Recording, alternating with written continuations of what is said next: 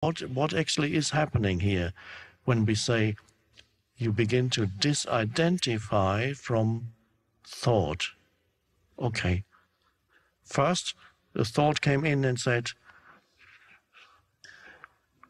I am such and such a person, I'm this, I'm the greatest, or I'm no good. Doesn't matter which. I'm no good at anything, or I'm better than anybody else. It makes no difference what you think there. And then suddenly you realize that as a thought, a comparative thought, you compare yourself. When you can see a thought, who are you? You're not the thought anymore. You're the presence behind the thought. The presence behind the thought is not thinking, it just is aware of the thought. It's like a mirror or a light that shines on the thought, so to speak, just words. A light that shines on the thought. And that is, you are now present. You are now present, and within the presence, there may still be certain mind activity, but it's not, you're not imprisoned in it anymore. It's not overpowering you anymore and saying, you don't, there's no longer the self in it. The sense of self is then no longer in the movement of thought, which means your entire personal history is not really relevant to the sense of who you are. Yes, you still remember what happened in the year so-and-so, such and such, what he said, he did, my ex-wife, my ex-this, did this, did that. But you no longer believe in the story, say, he did that to me, and I'll never forgive him for this, what dreadful things he did to me. That's a story. You recognize it as a story, and you recognize the addiction behind it because it keeps the ego going. And you become something that is deeper than the movement of thought. It's not that you become it, you realize that has always been there, but it was totally, one could say, covered up, or better way of putting it is, thought had been absorbing your entire attention into itself, your entire consciousness. It was always immediately consumed by thinking. Every thought dominated your mind completely when it came.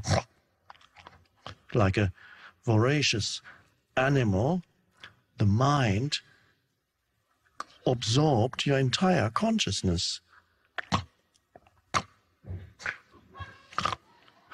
And the mind is extremely voracious.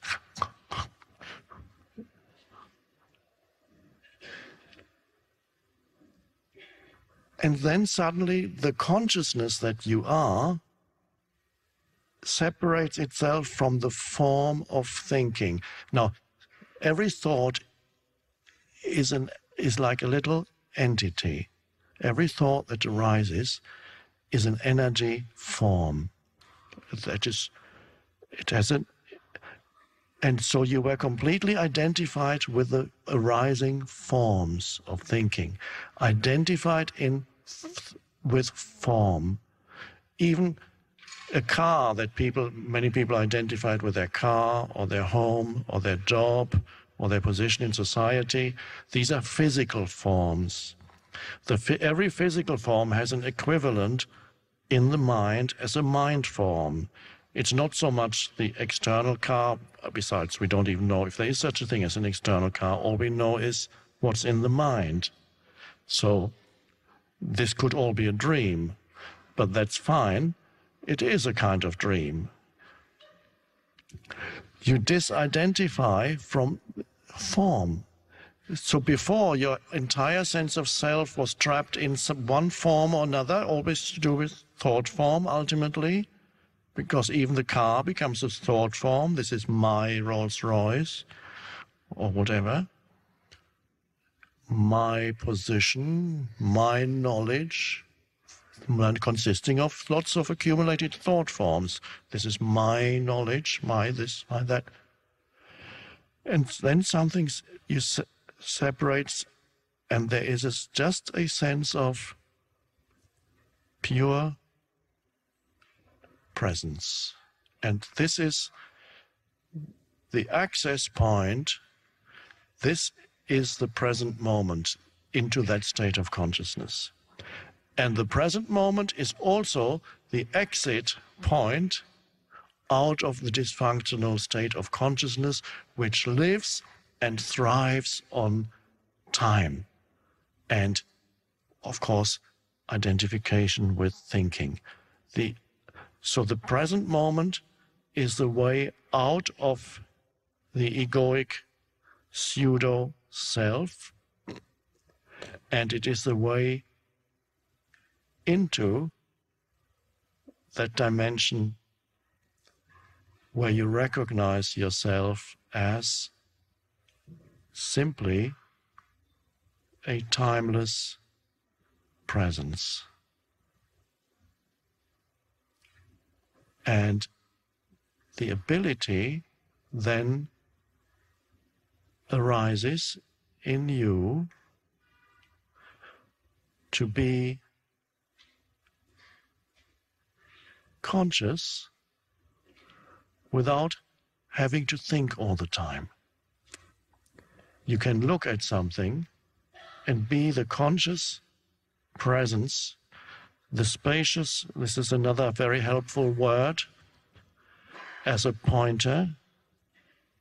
You become the space for the perception. For example, here. The room you're perceiving through sense perception, the voice of the speaker, the colors, the stage, the periphery of your conscious attention. You see the room, the totality of the room. You feel your body on the chair. This is all what is being perceived at this moment. And it does not need to be judged or interpreted.